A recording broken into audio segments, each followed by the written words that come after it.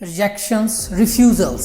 बहुत सारे ऐसे बच्चे हैं जिनके पास नंबर ऑफ टाइम्स रिफ्यूजल्स हैं, रिजेक्शंस हैं डिफरेंट कंट्रीज से। स्टडी वीज़ा की बात करें तो क्या रीजंस हैं, क्यों बार बार बहुत सारे स्टूडेंट्स की रिजेक्शन आती है अच्छे प्रोफाइल होने के बावजूद भी। सो वो reasons we are going to talk about. यहाँ पर हम बात करेंगे उन रीजंस के बारे में, उन जिसकी वजह से हमारी प्रोफाइल रिजेक्शन लेके आती है, हमारी प्रोफाइल के ऊपर रिजेक्शन आती है डिफरेंट कंट्रीज से।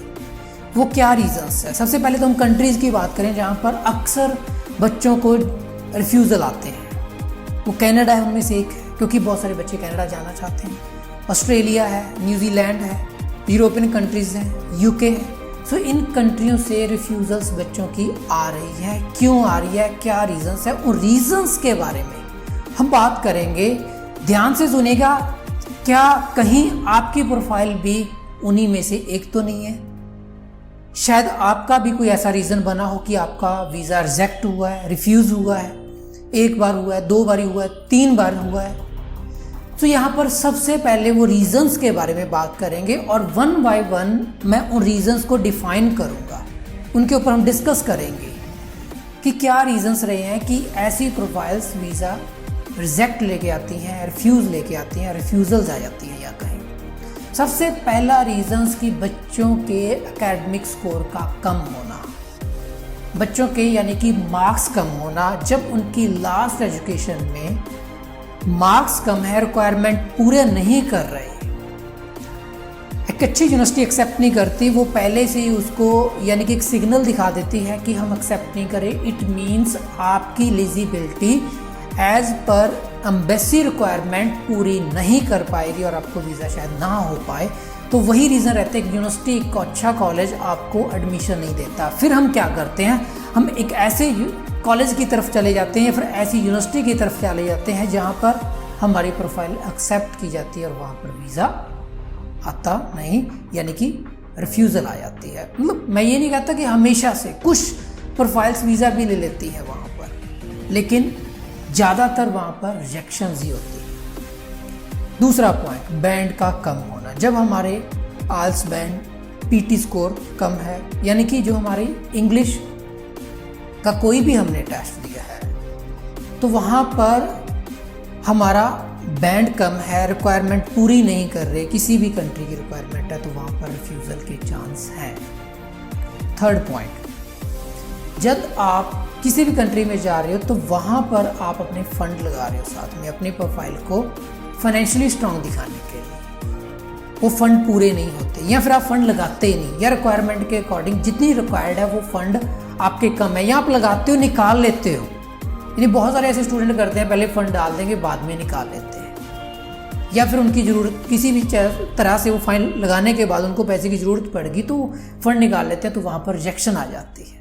तो ये भी एक फ़ंड की वजह से। उसके बाद स्पोर्टिंग यानी कि स्पॉन्सर, स्पोर्टिंग लेटर लगाते हैं, स्पॉन्सर्स जो लगाते हैं, उनका जो हम बिजनेस की बात करते हैं, जो हमें सपोर्ट कर रहे हैं, यदि उनकी ITRs की बात करें, इनकम जो टैक्स रिटर्न जब हम साथ लगा रहे हैं, अपने बच्चे को स्पॉन्सर कर रहे हैं, या फिर हम कहेंगे जो इनकम सर्टिफिकेट लगा रहे हैं, यदि हमारा वो प्रॉपर जस्टिफाई नहीं कर पा रहा कि हम अपने बच्चे को जो स्पॉन्सर कर रहे हैं उनको यानी कि हम प्रॉपर सपोर्ट कर पाएंगे, अगले साल की फ़ीस के लिए, नेक्स्ट ईयर की फ़ीस हम भर पाएंगे, तो उसकी वजह से जब हम वो वीज़ा ऑफिसर यानी कि उस केस में अनसेटिस्फाइड होता है तो हमारे रिफ्यूज़ल के चांस वहाँ बहुत ज़्यादा होते हैं, यानी कि रिफ्यूज़ल आती है। उसके बाद गैप जस्टिफिकेशन, ये भी एक बड़ा रीज़न है रिफ्यूज़ल्स का।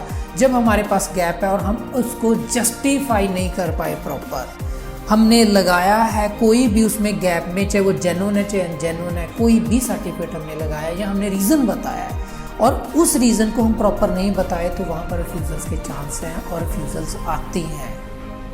क्योंकि बहुत बार ऐसा होता है, हमने 12th किया, हमने ग्रेजुएशन किया, उसके बाद हमारे पास एक्सपीरियंस इररेलेवेंट फील्ड का है और फिर उसके बाद जो हम आगे प्रपोज्ड कोर्स यानी कि आगे हमारी जो जिस स्टडी के लिए जा रहे हैं वो फिर रेलिवेंट नहीं है, हमारी स्टडी से रेलिवेंट नहीं है, हमारे जो गैप में जिस जॉब के अंदर हमने बात किया है, जिसके बारे में बात किया है, यानी कि जो जॉब हमने की है उससे रेलिवेंट नहीं है, तो वो जस्टिफाई नहीं कर पाएगा, वीज़ा ऑफिसर को सेटिस्फाई नहीं कर पाएगा, रिफ्यूज़ल आएगी वहाँ पर। वहाँ पर रिजेक्शन के चांस रहते हैं और बच्चों की रिफ्यूज़ल आती है।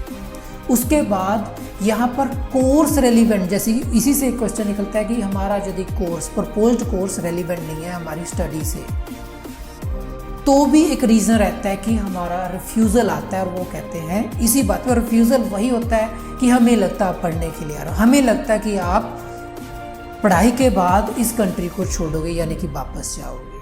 और ये सारे ही रीज़न्स हैं जो 5 से 6 जो हमारे रिफ्यूज़ल्स का रीज़न बनते हैं। यदि आपका भी कोई ऐसा रीज़न है तो आप अपनी प्रोफाइल हमें शेयर करके हमसे डिस्कस कर सकते हो और हम आपकी मदद करेंगे वीज़ा पाने में। क्योंकि इनका मतलब ये नहीं है कि यदि हमारा एक बार रिफ्यूज़ल आया, 2 बार रिफ्यूज़ल आया, हम उसको प्रॉपर जस्टिफाई करके वीज़ा नहीं ले सकते। हम ले सकते हैं वीज़ा ऐसी प्रोफाइल्स पे भी, वेदर हमारा 1 बार, 2 बार, 3 बार रिफ्यूज़ल्स है।